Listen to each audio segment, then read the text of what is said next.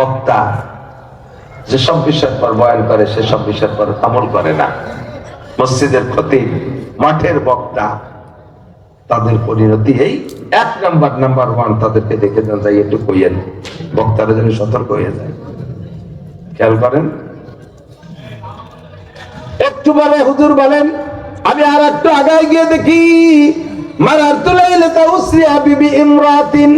আর একটা সেক্টরের মধ্যে দেখি নারীরা জাহান্নামের আগুনের মধ্যে পড়তেছে।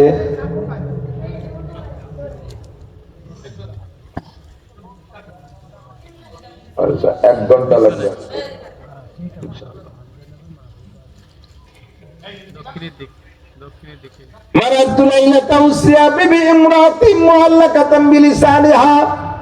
জাহান্নামের মধ্যে ঢুকে দেখি এক শ্রেণীর মহিলাদের জিহ্বায় হুক লাগাইয়া ঝুলন্ত, জিহ্বার সাথে হুক লাগাইয়া ঝুলানো।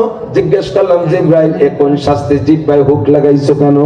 জিব্রাইল কা হুজুর ওয়াহিয়াল্লাতী তুজি যাওজাহা ওয়া জিরানাহা বিলিসানিহা, এরা আপনার উম্মতের ওই সকল মুসলমান মহিলারা যারা স্বামীর সাথে কটুবাক্য করত, স্বামীর সাথে তুই তুই কথা বলতো, জিহ্বাতে কথা বলে স্বামীকে কষ্ট দিত, স্বামীকে অনেক কষ্ট দিছে জিহ্বাতে কথা বইলা।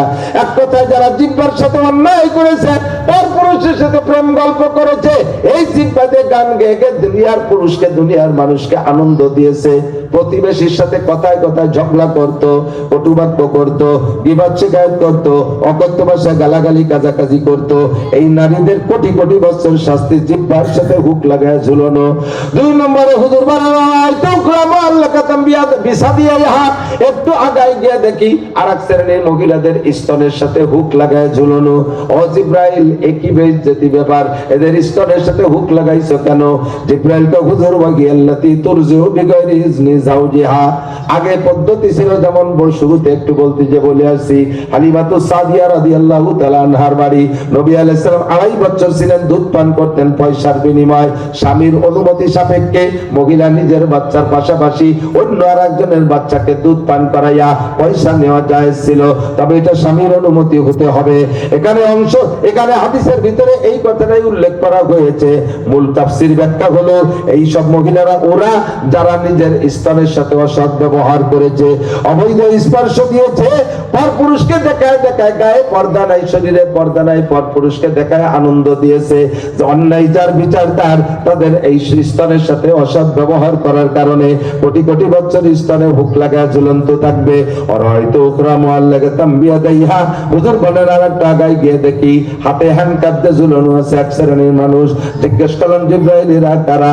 জিব্রাইল কা হুজুর ওয়াহিয়াল্লাতী তুফসিদু মালা যাওজিহা, এরা ওই সকল মহিলারা, এই সেক্টরটা শুধু মহিলাদের, এরা ওই সকল মহিলারা যারা স্বামীর বাড়ির মাল খেয়ানত করে, স্বামীর মাল চুরি করে, স্বামীর মাল গোপনে গোপনে বাপের বাড়ি পাঠায়, স্বামীর অজান্তে বা স্বামীর সংসারের মাল বিক্রি করে আলাদা করে ক্যাশ তৈরি করে, তথা স্বামীর মাল খেয়ানত করে, এই সকল মহিলাদের বিচার কোটি কোটি বছর তারা হাতে হ্যান্ডকাপ অবস্থায় ঝুলানো থাকবে।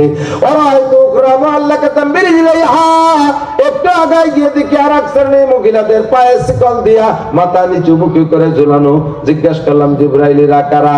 জিব্রাইল কা হুজুর ওয়াহিয়াল্লাতী তাখরুজু বিগাইরি ইজনি যাওজিহা ওয়া ওয়ালিহা, এরা আপনার উম্মতের ওই সকল মহিলারা যারা গার্জিয়ানের কথা মানে নাই, বাপে নিষেধ করলে শোনে না, ভাইতে নিষেধ করলে শোনে না, স্বামী মারা করলে শোনে না, ছেলেরা নিষেধ করলে শোনে না, এই মহিলারা যেখানে খুশি সেখানে যায়, বাপের বাড়ি বেড়াইতে যায়, রাস্তাঘাটে ঘুরে বেড়ায়, হাট বাজারে মার্কেট করতে যায়, যেখানে খুশি সেখানে যায়, ইচ্ছা মতো চলাফেরা করে। এই জন্য তাদের বিচার অন্যায় যার বিচার তার। এমন করে হাজার হাজার হুজুরকে দেখানোর পরে আবার নবী পাককে মক্কায় পৌঁছে দিয়েছিলেন। এই মাসে, রজব মাসে নবী আলাইহিস সালামের এই মেরাজের কারণে আল্লাহ পাক মাসটাকে দামি করেছে। মাসটা বড় সম্মানী। এই মাসের জন্য আলাদা কোনো খাস কোনো ইবাদত বন্দেগী নাই। কোন কেউ আছে যে কয় যে রজব মাসের রোজা, হযরত আবু হুরায়রা রাদিয়াল্লাহু তাআলা আনহু এই রজব মাসের রোজা রাখছে।